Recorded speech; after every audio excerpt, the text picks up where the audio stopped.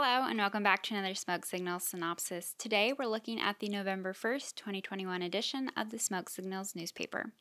On the front page we have three stories. The first story we share is an inspiring profile on tribal member Debbie Childers.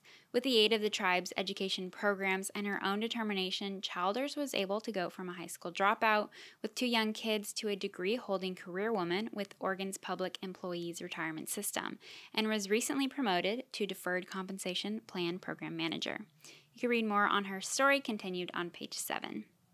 The second story we have on the front page is announcing the Grand Ronde tribe's 38th anniversary of restoration will not be an in-person celebration.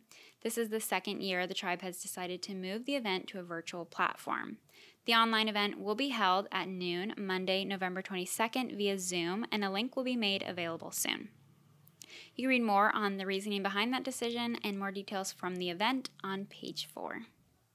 For our last story on the front page, we report the Confederated Tribes of Grand Ronde may receive $2 million in federal funding for its redevelopment of the former Blue Heron paper mill site at the Willamette Falls, according to Oregon Senator Jeff Merkley's office.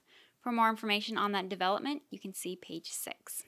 Moving back over to page 5, during the Wednesday, October 27th meeting, Tribal Council approved the purchase of 6 acres in Grand Ronde that used to be part of the tribe's original reservation. You can read more about the Walton property, which is located southeast of Grand Ronde's fire station off Grand Ronde Road, on page 5. Department of Interior representatives were visiting Oregon, so Tribal Council Chairwoman Cheryl A. Kennedy and Secretary Michael Langley traveled to Bend to meet with them on Thursday, October 14th. You can read more about that meeting and who else was there on page 6. Oregon senators asked Inspector General for the United States Department of Interior to address the Chemawa Indian Schools accounting practices and update the department's 2015 review of the Salem Schools policies to determine whether progress has been made to increase student academic achievement. The senators wrote the Interior Inspector that they have continued to receive complaints about alleged financial mismanagement at the school. That story is continued on page 7. We also have several photos in this edition for you to check out. Make sure you look at those on page 6 and page 8.